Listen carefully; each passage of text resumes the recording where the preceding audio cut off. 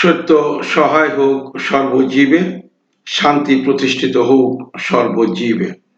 সম্মানিত সুধী, যারা মুর্শিদ হতে চান তাদের জন্য আমার এই ধারাবাহিক কার্যক্রম। আমরা পাঠ শিক্ষা নিচ্ছি আব্দুর রসুল আরাবিয়া ইবতেদায়ী তৃতীয় শ্রেণীর পাঠ্য বই থেকে, যেটা মাদ্রাসা বোর্ড কর্তৃক প্রণীত। আরবিতে তাকে বলা হয় আসাফু সালিসুল ইবতিদায়ী, অর্থাৎ প্রাথমিক বিদ্যালয়ের তৃতীয় শ্রেণী। প্রাথমিক বিদ্যালয়ের তৃতীয় শ্রেণীর পাঠ্য বই থেকে আমরা শিক্ষা নিচ্ছি। তো আসুন চলে যাই সরাসরি পাঠের দিকে। এখানে হচ্ছে আজকে আমরা যে পাঠটি পরিবেশনা করব সেটা আকরাউল কালিমাতিল আতিয়াতা ওয়া আক্তুবুহা মা দাবতি আওয়াখিরিহা। এটা হলো আমাদের আজকের পাঠ। তো আকরাউ মানে পড়ি, আল কালিমাতি আল কালিমাতি মানে শব্দগুলো পড়ি, আল আতিয়াতি অর্থাৎ নিচের শব্দগুলো পড়ি, ওয়া আক্তুবুহা এবং আমরা লিখি, আর সেগুলোতে লিখি মা দাবতি আওয়াখিরিহা তার শেষ বর্ণে হরকত দিয়ে পড়ি। তো অর্থ হলো নিচের শব্দগুলোর শেষ বর্ণে হরকত দিয়ে পড়ি ও লিখি। তাহলে এটা আমরা পড়ব এবং লিখব। এখানে হরকত বলতে দুই জের জবর এবং পেশকে হরকত বলে, আর দুই জবর দুই জের এবং দুই পেশকে তানবিন বলে। তো এখানে আমাদের হরকত দিয়ে পড়তে হবে। তা কালবান মানে দুটি কুকুর, কিন্তু এখানে আমাদের পড়তে হবে কালবানি, নুনের শেষে একটা জের দিয়ে পড়তে হবে। কালবানি মানে দুটি কুকুর। মাকতাবান মানে দুটি অফিস, কিন্তু এখানে মাকতাবানি এটা হলো শুদ্ধ, দুটি অফিস। কামিসান দুটি জামা, তো এখানে আমাদেরকে জের দিয়ে পড়তে হবে, হরকত দিয়ে পড়তে হবে কামিসানি দুটি জামা। আখওয়ানি দুটি ভাই, এখানে আখওয়ান আছে, এখানে হবে আখওয়ানি দুটি ভাই। মিন্দিলান অর্থাৎ দুটি রুমাল, এখানে হবে মিন্দিলানি দুটি রুমাল।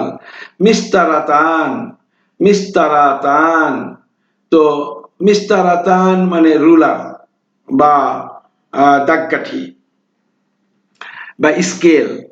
তো এখানে মিস্তারাতানি তার উখতান মানে দুটি বোন, এর মিস্তারাতানি মানে দুটি রুলার, আর মিন্দিলানি মানে দুটি রুমাল, আর এর মিস্তারাতানি দুটি স্কেল, আর আখওয়ানি মানে দুটি ভাই, আর উখতান মানে দুটি বোন, এখানে নুনে জের দিতে হবে, উখতানি দুটি বোন। ইমরাআতান অর্থাৎ দুটি মহিলা, কিন্তু এখানে আমাদের যদি হরকত দিতে হয় তাহলে জের দিতে হবে, ইমরাআতানি দুটি মহিলা। এরপরে হলো আমাদের আজকে এই পাঠটি শেষ হয়ে যাবে। এখানে বলতে আল ওয়াজিবুল মানজিলিয়ু অর্থাৎ বাড়ির কাজ, ওয়াজিব মানে কাজ, আর মানজিলিউ মানে বাড়ি। তো বাড়ির কাজ, তো বাড়ির কাজ কি? উসান্নি অর্থাৎ দ্বিবচন করতে হবে আল কালিমাতি শব্দগুলোকে, আল আতিয়াতি অর্থাৎ নিচে। তো উসান্নিল কালিমাতিল আতিয়াতি নিচের শব্দগুলো দ্বিবচন করি, অর্থাৎ নিচের শব্দগুলি এক বচন আছে, আমরা এক বচন থেকে এটাকে দ্বিবচনে রূপান্তর করব। তো প্রথমটা আছে সাইয়ারাতুন। সাইয়ারাতুন মানে একটি কার বা একটি গাড়ি। সাইয়ারাতুন মানে একটি কার বা একটি গাড়ি। এখানে কি হবে? সাইয়ারাতানি দুটি কার বা দুটি গাড়ি, সাইয়ারাতানি দুটি কার বা দুটি গাড়ি। তাবিবাতুন একজন মহিলা চিকিৎসিকা বা চিকিৎসক। তাবিবাতুন একজন মহিলা চিকিৎসক, কিন্তু এখানে কি হবে, দ্বিবচন করলে হবে তাবিবাতানি। তাবিবাতানি দুজন মহিলা চিকিৎসক বা দুটি মহিলা চিকিৎসক। ওয়াইলাদুন একটি ছেলে, আর ওয়াইলাদানি দুটি ছেলে। লুগাতুন মানে ভাষা, একটি ভাষা, লুগাতুন মানে একটি ভাষা, আর লুগাতানি দুটি ভাষা, লুগাতানি দুটি ভাষা। সাদিকুন মানে বন্ধু, একজন বন্ধু, সাদিকুন মানে একজন বন্ধু, সাদিকানি মানে দুই বন্ধু বা দুজন বন্ধু বা দুটি বন্ধু। তাজিরুন মানে একজন ব্যবসায়ী, তাজিরুন একজন ব্যবসায়ী, আর তাজিরানি অর্থাৎ দুজন ব্যবসায়ী।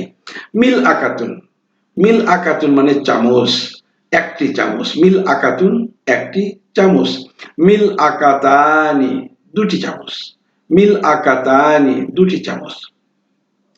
মুদাররিসুন একজন শিক্ষক, মুদাররিসুন একজন শিক্ষক, মুদাররিসানি দুজন শিক্ষক, মুদাররিসানি দুজন শিক্ষক। তারপরে আমরা একেবারেই শেষের দিকে চলে এসেছি এই পাঠের।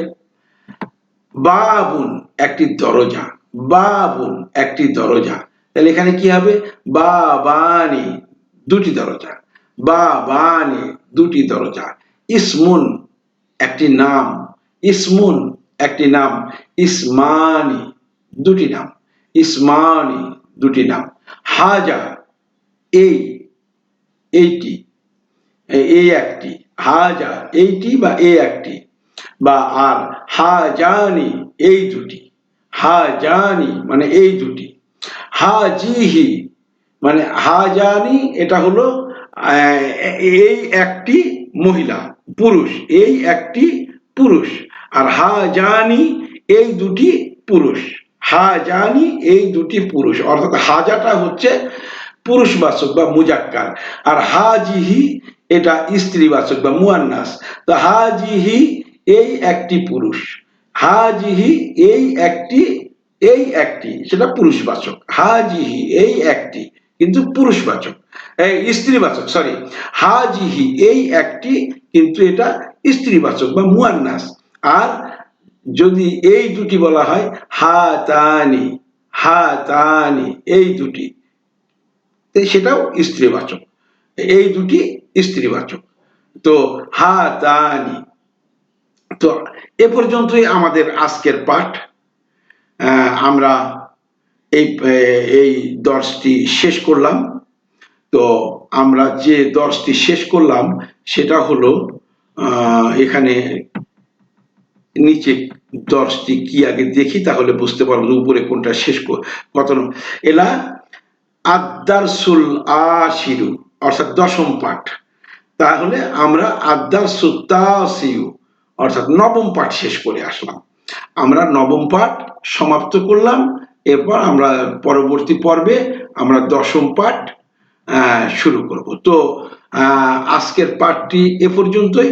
আমরা নবম পাঠ এর মধ্য দিয়ে নবম পাঠটি পরিবেশন শেষ করলাম। তো আশা করি আপনারা পূর্বের সকল পাঠ সুন্দর করে মুখস্থ করেছেন, এই পাঠটিও সুন্দর করে মুখস্থ করবেন এই প্রত্যাশা করে এখনকার মতো আমি আমার পাঠ শেষ করছি। সকলের উপরে শান্তি প্রতিষ্ঠিত হোক, সত্য সহায় হোক, সর্ব